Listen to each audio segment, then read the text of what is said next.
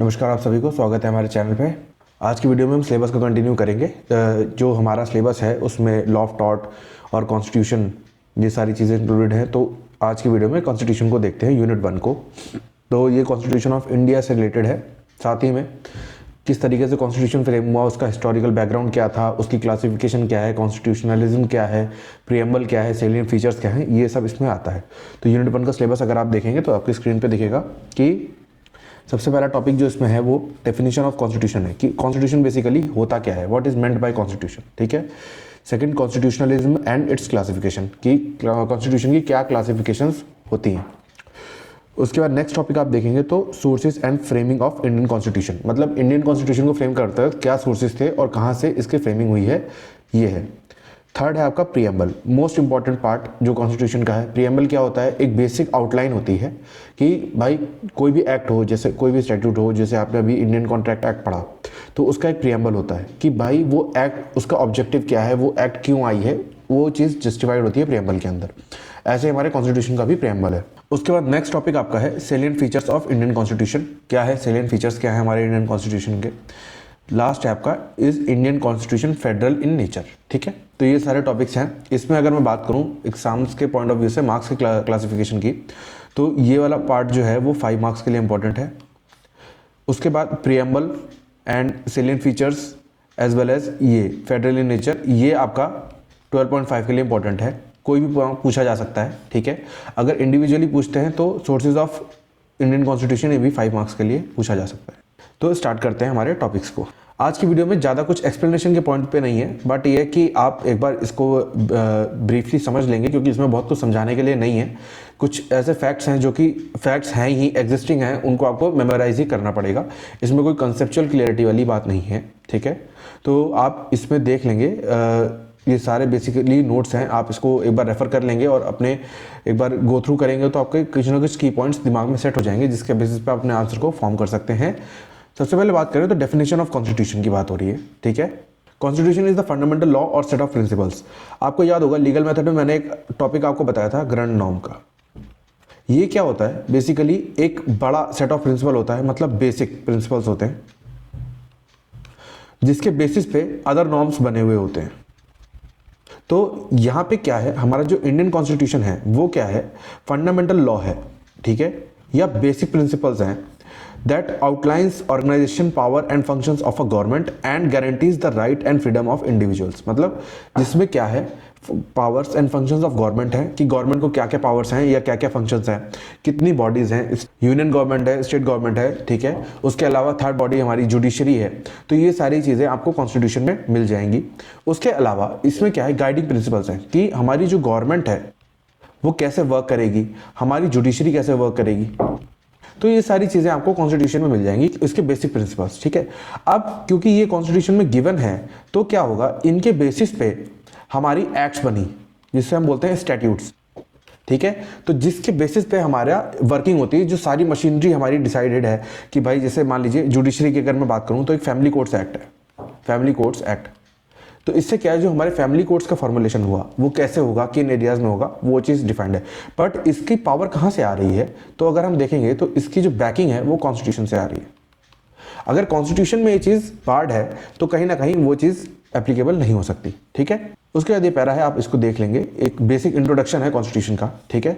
इसमें characteristics of Indian constitution सबसे पहले बात करेंगे। कैरेक्टरिस्टिक्स क्या है हमारे, सबसे पहले सुप्रीमेसी, मतलब जो कॉन्स्टिट्यूशन है वो सुप्रीम है, उसके ऊपर कुछ नहीं है। ठीक है। अब एग्जांपल देता हूँ कि अगर मान लीजिए कोई भी लॉ है जो कि कॉन्स्टिट्यूशन प्रिंसिपल्स के अगेंस्ट जाता है। ठीक है। जिसको हम बोलते हैं कि अनकॉन्स्टिट्यूशनल, जैसे आप लोग देखते होंगे न्यूज़ वगैरह में आता रहता है कि भाई सो एंड सो लॉ, जैसे 377 की अगर मैं बात करूं तो उसको अनकॉन्स्टिट्यूशनल डिक्लेयर कर दिया। क्यों अनकॉन्स्टिट्यूशनल, आईपीसी भी तो बोल सकते थे कि मतलब आईपीसी का वो पार्ट नहीं है, बट अनकॉन्स्टिट्यूशनल मतलब क्योंकि वो आईपीसी का तो पार्ट है बट वो हमारे कॉन्स्टिट्यूशन के प्रोविजंस को वायलेट करता है, इसलिए वो अनकॉन्स्टिट्यूशनल है। ठीक है। उसके बाद इसका मतलब क्या हुआ कि अगर कोई भी लॉ, हाईएस्ट लॉ जो है वो कॉन्स्टिट्यूशन है, और अगर कोई भी लॉ आता है तो उसको कॉन्स्टिट्यूशन के प्रोविजंस के साथ में होना चाहिए, ना कि उसके डेरोगेटरी। ठीक है। उसके बाद सेकंड है आपका ऑर्गेनाइजेशन ऑफ पावर, मतलब किस तरीके से डिस्ट्रीब्यूशन ऑफ पावर्स होगा वो हमारा कॉन्स्टिट्यूशन बताता है। जैसे डिफरेंट ऑर्गन्स कौन सा है, लेजिस्लेचर, एग्जीक्यूटिव एंड जुडिशरी। अगर इनका मैं रोल की बात करूं तो सबसे पहले लेजिस्लेचर का जो रोल होता है वो फ्रेमिंग ऑफ लॉज होता है। या लॉ मेकिंग भी बोलते हैं, ठीक है। उसके बाद एग्जीक्यूटिव का क्या है, जो ये लॉ बना, ये लॉ मेकिंग में जो लॉ बना उसको एग्जीक्यूट कराना। और जुडिशरी का काम क्या है, इस लॉ के वायलेशन में जो भी एक्शंस हुए उन एक्शंस को या उन डिस्प्यूट्स को एंटरटेन करना, ठीक है। उसके बाद प्रोटेक्शन ऑफ राइट्स, जो हमारा कैरेक्टरिस्टिक्स है वो एक और है प्रोटेक्शन ऑफ राइट्स। इसमें क्या है, कॉन्स्टिट्यूशन का हमारा जो पार्ट 3 है उसमें हमारे कुछ फंडामेंटल राइट्स हैं। फंडामेंटल राइट्स क्या होता है कि कोई भी चीज़ इररिस्पेक्टिव ऑफ दैट हमारे फंडामेंटल राइट्स बाय बर्थ हमें मिल जाते हैं, जिसको वायलेशन, किसी भी चीज़ का वायलेशन जो फंडामेंटल राइट्स में हमारे गिवन है उसका वायलेशन अलाउड नहीं होता, ठीक है। एक्सेप्ट, अब यहाँ पे कुछ चीज़ें आ जाएंगी, जैसे accept in the case of emergency. अगर इमरजेंसी लागू हो गई है तो वहाँ पे आप फंडामेंटल राइट्स को क्लेम नहीं कर सकते, बट कुछ फंडामेंटल राइट्स ऐसे भी होते हैं जो इमरजेंसी पे एग्जिस्ट करते हैं, वो तब भी एक्सपायर नहीं होते या तब भी वैनिश नहीं होते। वो फंडामेंटल राइट्स कौन से हैं, ये आप लोग का रिसर्च वर्क है तो आप ये करेंगे, ठीक है।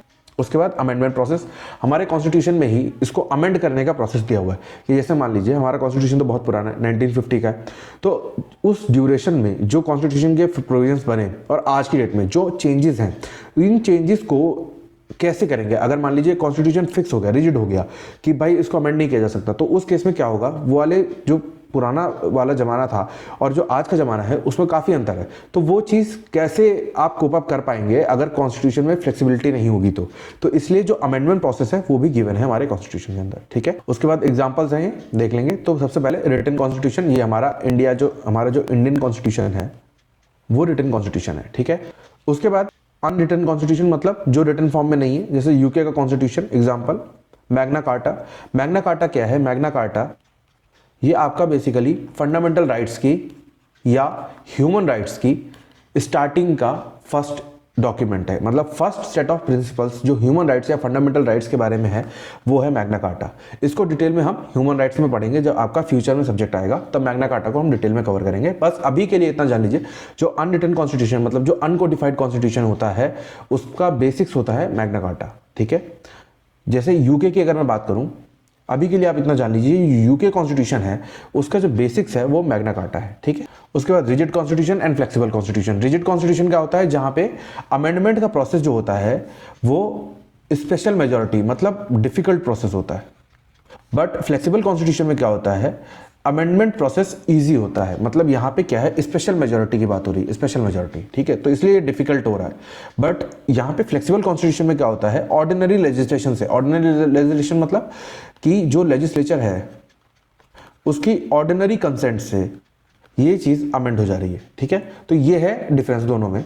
ये थी हमारे एग्जांपल्स कॉन्स्टिट्यूशन के। उसका नेक्स्ट टॉपिक आपका है कॉन्स्टिट्यूशनलिज्म एंड इट्स क्लासिफिकेशन। ये क्या होता है, Constitutionalism in India refers to principle that government authority is derived from the constitution and is limited by it. It ensures that government operates within the framework of laws and respects the fundamental rights of a citizen.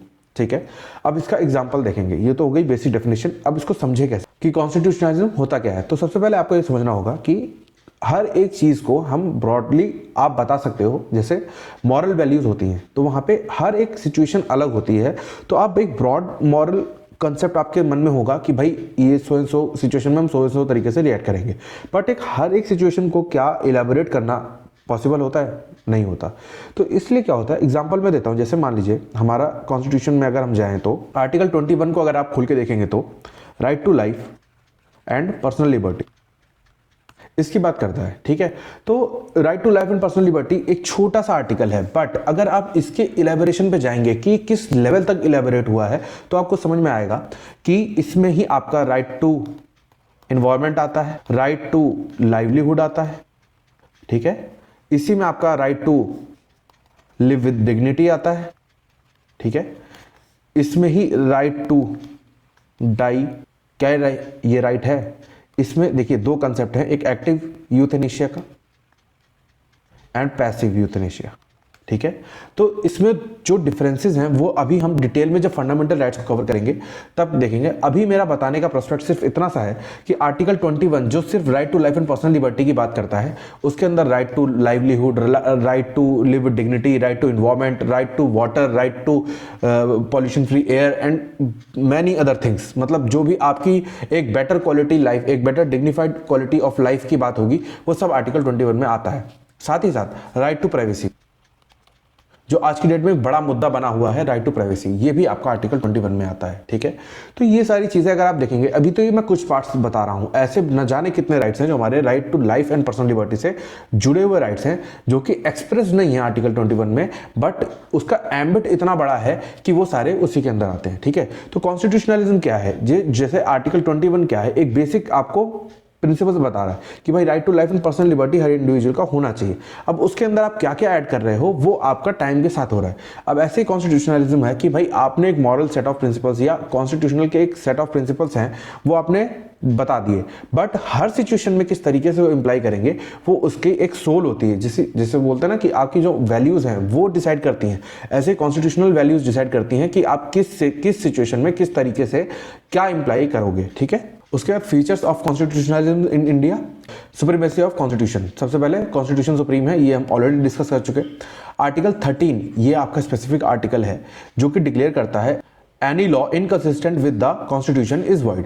मतलब constitution के against अगर कोई भी law होगा, मतलब जैसे मान लीजिए एक लॉ है आईपीसी, एग्जाम्पल आईपीसी एक लॉ है, एक ये लॉ अगर मान लीजिए इसका एक प्रोविजन है सपोज 377 आर्टिकल सेक्शन 377, ठीक है, ये प्रोविजन अगर कॉन्स्टिट्यूशन के अगेंस्ट है, एक आर्टिकल के भी अगेंस्ट है, मान लीजिए आर्टिकल 14 के अगेंस्ट है, राइट टू इक्वालिटी के अगेंस्ट है, ठीक है, ये आपका फंडामेंटल राइट है, राइट टू इक्वालिटी, अगर इसके अगेंस्ट है तो ये जो लॉ है मतलब 377 वाला जो सेक्शन है ये वॉइड होगा। ठीक है, अगर मान लो आईपीसी में मेजर ऐसे सेक्शंस हैं जो कि आपके कॉन्स्टिट्यूशनल प्रोविजंस के, चाहे वो एक भी प्रोविजन क्यों ना हो, उसके अगेंस्ट हो, तो वो लॉ जो है वो वॉइड हो जाएगा, कॉन्स्टिट्यूशन हमारा सुप्रीम रहेगा। ठीक है, उसके बाद नेक्स्ट है rule of law.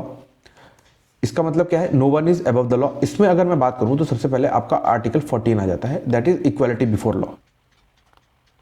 Equality before law का मतलब क्या हुआ कि सारी चीजें एक बराबर हैं लॉ के सामने। ठीक है, मतलब लॉ के ऊपर कुछ भी नहीं है, आप चाहे मेल हो आप चाहे फीमेल हो, डजेंट मैटर, सब चीज एक बराबर है। ठीक है, उसके बाद थर्ड है हमारा separation of powers. Separation of powers क्या है, मैंने अभी बताया 3 बॉडीज हमने हमारी कॉन्स्टिट्यूशन में डिफाइंड है, एक लेजिस्लेचर, एक एग्जीक्यूटिव, एक जुडिशरी। ठीक है, तो ये सेपरेशन ऑफ पावर है ताकि जो तीनों बॉडीज हैं उनके बीच में काम डिवाइडेड रहे, काम डिवाइडेड होने के साथ साथ कोई भी इंटरफेरेंस ना रहे। लेजिस्लेचर और एग्जीक्यूटिव जो बॉडी है हमारी वो एक दूसरे पर डिपेंडेंट रहती है, कभी कभार डेलीगेटरी होती है, बट जो जुडिशरी है वो इंडिपेंडेंट होती है। ठीक है, क्यों, क्योंकि जुडिशरी का एक बहुत बड़ा एम्बिट है, वो लेजिस्लेचर को भी कमांड कर सकता है एज वेल एज एग्जीक्यूटिव को भी कमांड कर सकता है। ये केस लॉ है, आप देख लेंगे इसको अपने हिसाब से, कोई भी इसमें डाउट नहीं आएगा। उसके बाद फंडामेंटल राइट्स है हमारे कॉन्स्टिट्यूशन में। फंडामेंटल राइट्स क्या होते हैं, पार्ट 3 में है, article 12 to 35। Fundamental rights by birth आपको जो एक डिग्निफाइड लाइफ के लिए आपको जो राइट्स दिए जाते हैं उसको हम बोलते हैं फंडामेंटल राइट्स। इसको आप वेव नहीं कर सकते, इसको आप अपनी मर्जी से छोड़ नहीं सकते, या आपको बाय बर्थ मिलेंगे और आपको इनसे कोई डिनाई नहीं कर सकता। ठीक है, उसके बाद जुडिशियल रिव्यू। जुडिशियल रिव्यू मतलब क्या हुआ कि अगर मान लो कोई भी एक लॉ बना, लेजिस्लेचर ने एक लॉ बनाया, उस लॉ को ये देखा जाएगा कि क्या वो लॉ के जितने भी प्रोविजंस हैं, सपोज 10 सेक्शंस है उस लॉ में, तो क्या 10 के 10 प्रोविजंस जो हैं वो हमारे कॉन्स्टिट्यूशन के साथ के हैं या फिर वो डेरोगेटरी हैं, मतलब अगेंस्ट है। तो अगर वो लॉ हमारा कॉन्स्टिट्यूशन के साथ में है, मतलब इन कोलैबोरेशन है, मतलब कॉन्स्टिट्यूशन को एड ऑन करता है, साथ में ही है, उसके जो प्रोविजंस है, उसके जो प्रिंसिपल्स हैं उसके साथ में ही है, तो वो जो होता है वो वैलिड लॉ होता है। और अगर वो अगेंस्ट है, कॉन्ट्रवीनिंग है, कॉन्ट्रडिक्ट करता है कॉन्स्टिट्यूशन के प्रोविजंस को, तो वो जो है वो आपका वॉइड डिक्लेयर कर दिया जाता है। तो इसकी पावर किसके पास होती है, कोर्ट्स के पास। इसीलिए जो हमारे जो इंडियन कोर्ट्स होते हैं जुडिशरी, उसके पास जुडिशियल रिव्यू का पावर है और वो साथ में इंडिपेंडेंट है, मतलब उसके ऊपर प्रेशर नहीं रहेगा किसी भी बॉडी का। सपोज लेजिस्लेचर ने कोई लॉ बनाया तो लेजिस्लेचर डिमांड नहीं कर सकती जुडिशरी पे, क्योंकि जुडिशरी इंडिपेंडेंट है, तो लेजिस्लेचर कोई प्रेशर नहीं बना सकती जुडिशरी पे कि वो उस लॉ को वॉइड डिक्लेयर करें या वैलिड डिक्लेयर करें। ठीक है, तो जैसा भी वो लॉ होगा अकॉर्डिंग टू इंटरप्रिटेशन, कि किस तरीके से उसका इंटरप्रिटेशन निकल रहा है, उसका स्कोप एंड ऑब्जेक्टिव क्या है, वो चीज़ आपकी जुडिशियल रिव्यू में आती है। और जुडिशियल रिव्यू के बाद कोई भी लॉ वैलिड या वॉइड डिक्लेयर हो सकता है। उसके बाद democratic accountability. The constitution provide mechanism for holding the government accountable through elections, judicial remedies and parliament oversight.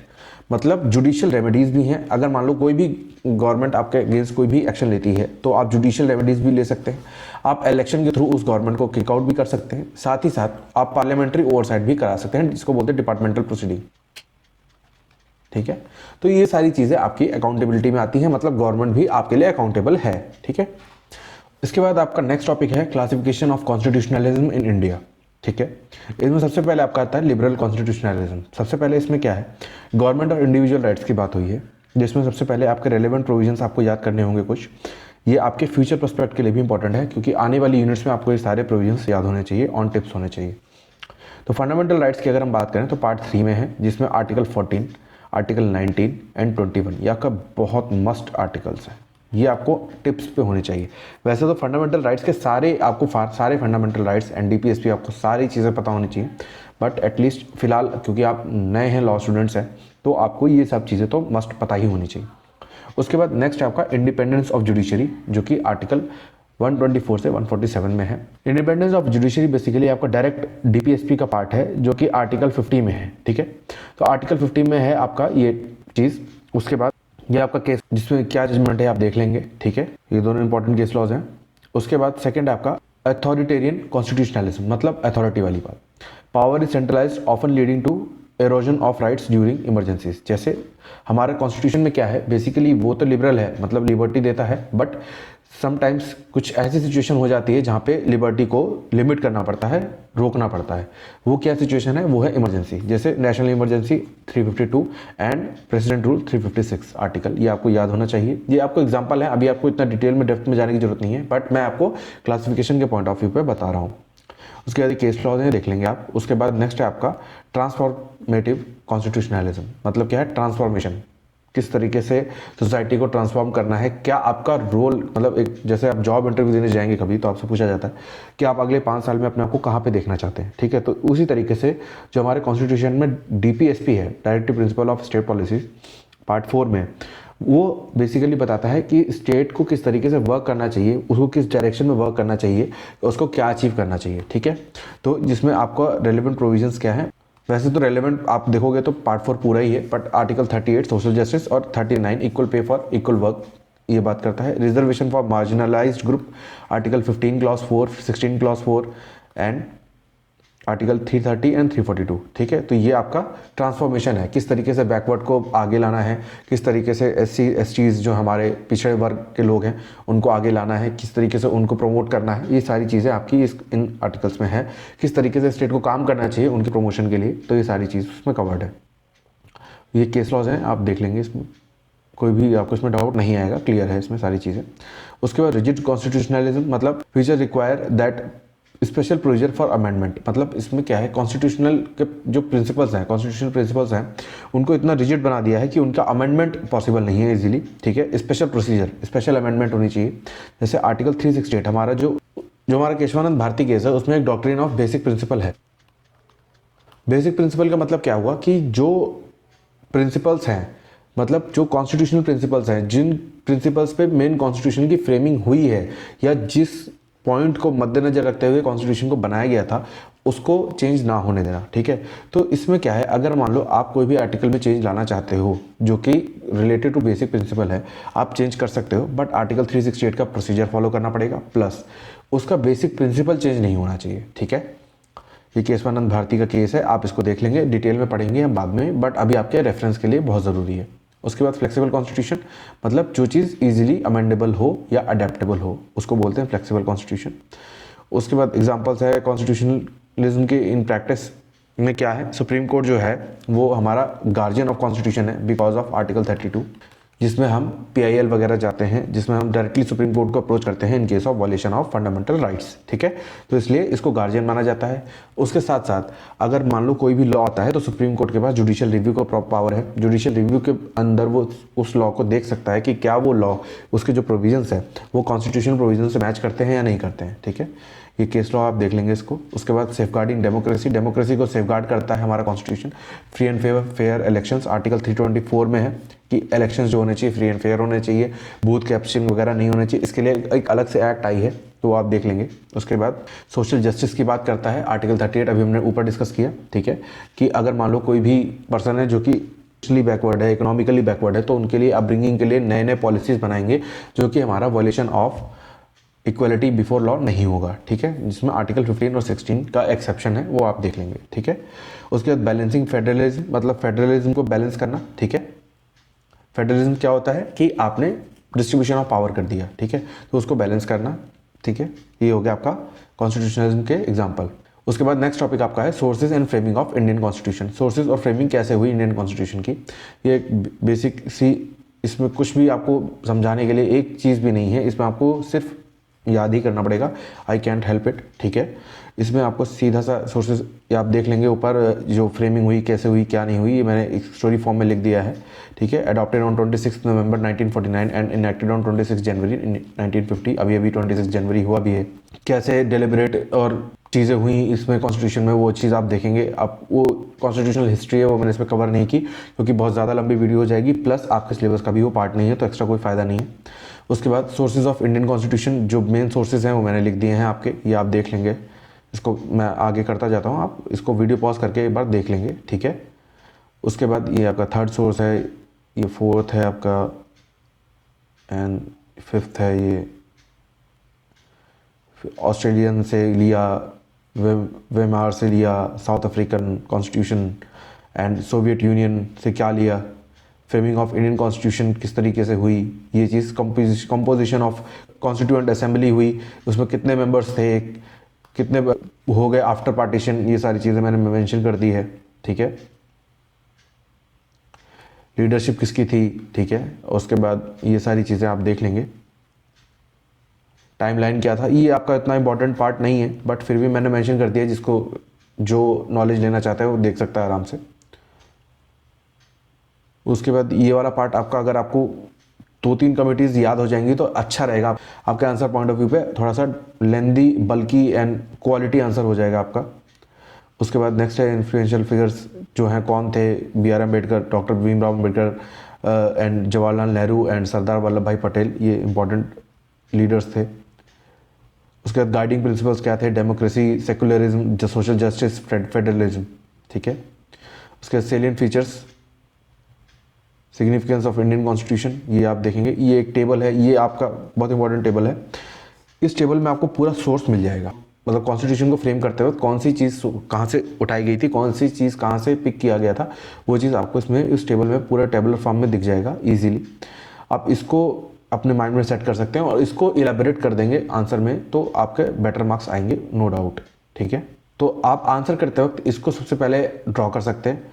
इसको ड्रॉ करने के बाद आप इसको, इस टेबल को एक्सप्लेन कर देंगे कि सो एंड सो चीज़ कौन से आर्टिकल से, कौन से कॉन्स्टिट्यूशन से ली गई और उसका सिग्निफिकेंस क्या था। ये आपका, ये इसमें सबसे पहले आपको कंट्री का नाम लिखा हुआ है जहाँ से चीज़ अडॉप्ट की गई, क्या अडॉप्ट किया गया ये लिखा हुआ है, and what is the significance of that adoption यहाँ पे लिखा हुआ है, ठीक है। उसके बाद preamble of Indian constitution, preamble आपको लोगों को याद होना चाहिए वैसे तो, बट स्टिल अगर कुछ लोगों को दिक्कत है याद करने में तो इतना तो याद होना ही चाहिए कि प्रियम्बल की स्टार्टिंग होती है we the people of India. यहाँ ऐसे आप अपने आंसर में लिख सकते हैं we the people of India, ठीक है, डॉट डॉट डॉट, ठीक। जब आप स्टार्टिंग करेंगे तो ऐसे लिखेंगे preamble from we the people of India, ठीक है। अब इसके कुछ की इंपॉर्टेंट वर्ड्स हैं जैसे sovereign, socialist, secular, democratic, Republic, ठीक है। उसके बाद justice, liberty, equality and fraternity, ये इंपॉर्टेंट कीवर्ड्स हैं जो आपको प्रियम्बल का क्वेश्चन आएगा तो 100% मेंशन करना ही है अगर आपको मार्क्स चाहिए तो, ठीक है। उसके अलावा इसमें जो केशवानंद भारती की जजमेंट है वो भी आप मेंशन करेंगे, ठीक है, क्योंकि जो हमारा प्रियम्बल था वो पार्ट ऑफ कॉन्स्टिट्यूशन है या पार्ट ऑफ बेसिक स्ट्रक्चर है, ये केशवानंद भारती में ही जजमेंट में कहा गया था। उसके बाद एलिमेंट्स क्या है प्रियम्बल के, सबसे पहले नेचर ऑफ इंडियन स्टेट, सबसे पहले नेचर बताता है जो कि सोवरेन है। सोवरेन मतलब उसके ऊपर कुछ भी नहीं है, मतलब इसमें सोवरेन कौन है, सबसे पहली बात तो आपको ये पता होनी चाहिए सोवरेन कौन है। अकॉर्डिंग टू इंडियन कॉन्स्टिट्यूशन, ठीक है, सोवरेन जो है वो पीपल ऑफ इंडिया है, we the people of India, ठीक है। Socialist, social and economically equality की बात कर रहा है, ठीक है। Secular, secular no state religion, state का कोई रिलीजन नहीं है, स्टेट में सारे रिलीजन फॉलो होते हैं और स्टेट का कोई पर्सनल रिलीजन नहीं होता, ठीक है। Democratic, power sets with people, people के पास पावर है गवर्नेंस को या इलेक्टेड मेंबर्स को, रिप्रेजेंटेटिव्स को चुनने की, ठीक है। उसके बाद रिपब्लिक, रिपब्लिक है मतलब क्या है, India has an elected head of state, मतलब जो प्रेसिडेंट होता है उसको बोला जा रहा है, ठीक है।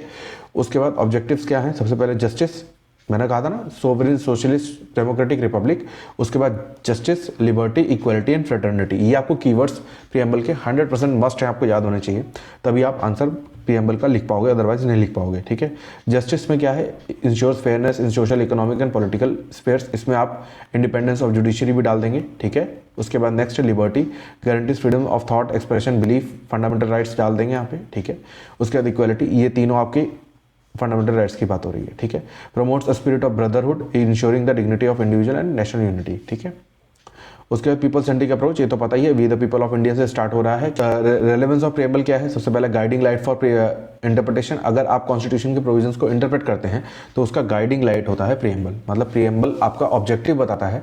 तो कोई भी प्रोविजन को आप इंटरप्रेट करेंगे तो उसका ऑब्जेक्टिव जानना आपको मस्ट है, तो ऑब्जेक्टिव के हिसाब से उसका इंटरप्रिटेशन होता है। उसके बाद सेकंड है फाउंडेशन ऑफ कॉन्स्टिट्यूशनल वैल्यूज, जो कॉन्स्टिट्यूशनल वैल्यूज हैं, जो प्रिंसिपल्स हैं, उसका फाउंडेशन है प्रीएम्बल। ठीक है, उसके बाद थर्ड है विजन फॉर नेशन, कि नेशन की क्या विजन होनी चाहिए, justice, liberty, equality and fraternity, ये सब चीज़ें एक विजन है, विजन प्रोवाइड करता है प्रीएम्बल। उसके बाद amendability, preamble can be amended but it's basic structure can not be altered, मतलब अमेंडमेंट हो सकता है, एड ऑन हो सकता है, रिमूव हो सकता है, बट उसका बेसिक स्ट्रक्चर है, जो मॉरल वैल्यूज, जो प्रिंसिपल्स हैं उसके अंदर, जो ओरिजिनल प्रीएम्बल के अंदर, वो अमेंड नहीं होना चाहिए। ठीक है, उसके बाद socio political relevance, sovereign, secular, socialist, ये मैं डिस्कस कर चुका हूँ। ये केस लॉज हैं, ये आप देख लेंगे, इसमें 2-3 केस लॉज आप अगर इंपॉर्टेंट याद कर लेंगे तो आपका 12 मार्क्स का आंसर सफिशिएंट तरीके से कंप्लीट हो जाएगा, क्वालिटी आंसर। उसके बाद salient features of Indian constitution है।